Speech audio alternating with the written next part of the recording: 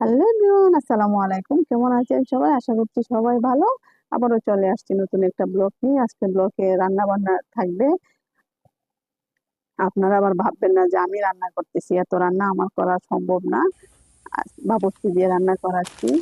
গ্রামের বাড়িতে আসছি, কারেন্ট নেই, অন্ধকার, কারণ ঝড় তুফানে কারেন্টের পিলার পড়ে গিয়েছে।